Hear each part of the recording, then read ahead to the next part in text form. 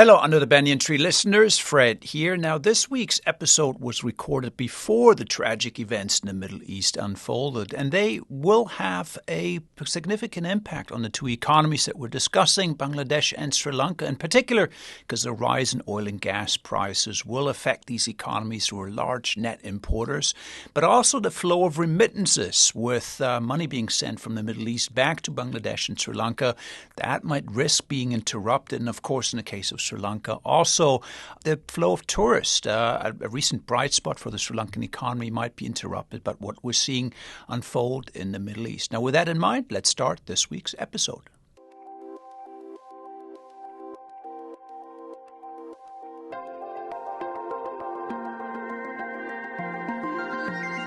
Welcome to Under the Banyan Tree, where we put Asian markets and economics in context. I'm your host, Fred Newman. We've got an all-economist podcast here for you today with a focus on two South Asian economies that you might not know too much about.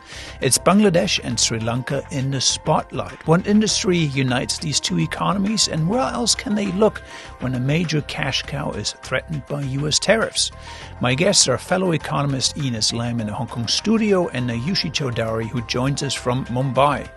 Let's get the conversation started right here under the Banyan Tree.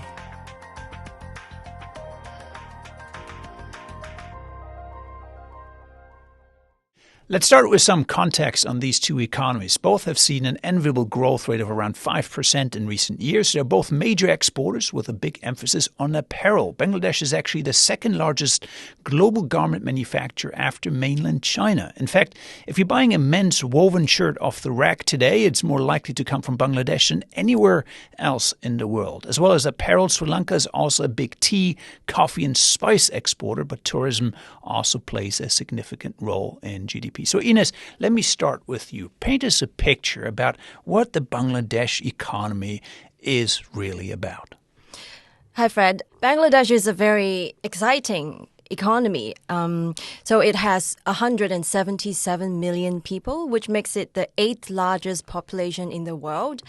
And when I visited the country last year, I was surprised to see how lively the society was, given there is a relative lack of infrastructure, but I see that people are moving, goods are moving fast. So, yeah, I was very impressed.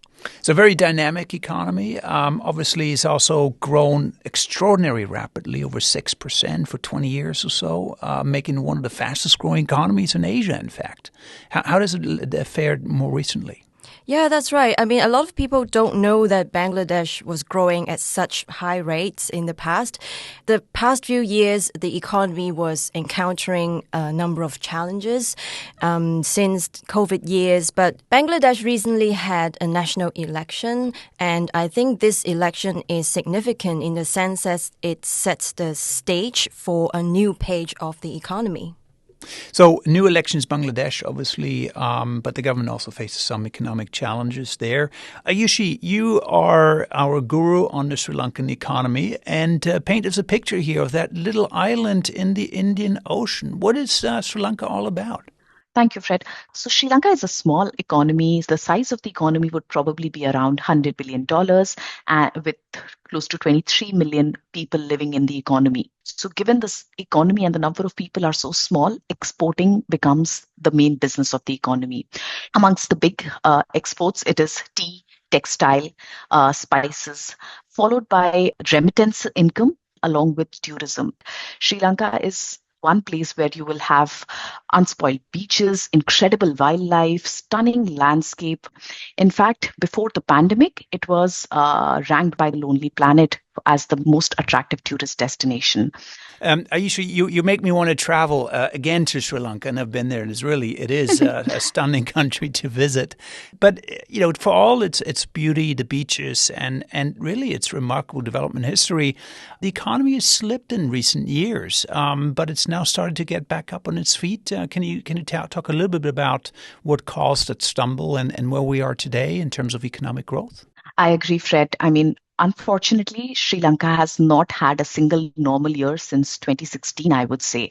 It had floods, it had drought, then there was sudden change in political leadership, followed by Easter bombings in 2019, and then we all know we had COVID, which sort of brought economic activity to a standstill for these small economies, which were largely dependent on tourism. I think since then, a lot of policy developments have happened. A lot of policy changes have been implemented under the IMF umbrella. Inflation, which was around 2023 as high as 70%, has now come down to about 2 to 3%, and hopefully it will gradually move up to the central bank's target of about 5%. So that's encouraging. The economy that has stumbled is now coming back on its feet. Ines, let me bring you in here. We talked about the fact that Bangladesh has had a tremendous growth run for decades, really. It's struggled a little bit economically in the last couple of years. What are some of the more near-term economic challenges, or the number one challenge you would point to for the new government as it settles into government? I would say that the biggest challenge that the new government is facing is a slowdown in the garment export sector. And a lot of it has to do with U.S. tariffs.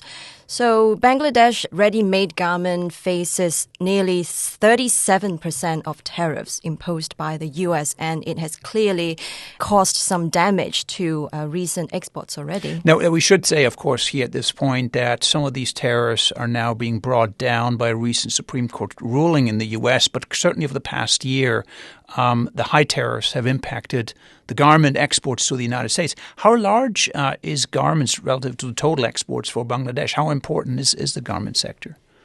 The importance of the garment export sector cannot be underestimated. It accounts for over 80% of the country's total exports. And for the U.S. market, it's about 1/5 of total clothing shipments. The EU is the biggest market for Bangladesh, is about half of all exports. So garment exports very, very important now, despite sort of the noise of the U.S. tariffs coming in and now being reduced, but we don't know what's going to happen next in terms of what new tariffs might come through in the U.S. How competitive is Bangladesh in that sector overall? I mean, Bangladesh is very competitive in its garment exports. And as you mentioned at the beginning, that is the second largest garment exporter after mainland China. And a lot of it has to do with the low wages in the country. Recent data suggests that there is still a lot of interest coming from foreign companies wanting to set up factories in Bangladesh. So there's still a lot to run, and when we get some political stability, come back after the elections, presumably that sector could still drive employment, drive economic growth. Aayushi, let me ask you here, because Sri Lanka was known as a major garment exporter, but it's kind of shifted a little bit away from that. Still important, but what are some of the other sectors that are coming through in Sri Lanka? Yeah, Fred. I mean, textile is one of the biggest export item for Sri Lanka. It's about 40% of Sri Lanka's export. But there are many other drivers of growth which Sri Lanka is banking upon. The second big driver of growth being remittance income, especially the Middle Eastern economies, which send money back home. And these remittances account for about 7 to 8% of Sri Lanka's economy. Another very big driver of Sri Lanka's growth is tourism, which is about 3.5 to 4% of Sri Lanka's economy, again, because of its strategic location and the incredible offerings, making it a preferred tourist destination. So we have remittances important, obviously garment exports important, economies that have enormous growth potential. And when we come back, we want to look further out and see what really the potential is for both Sri Lanka and Bangladesh.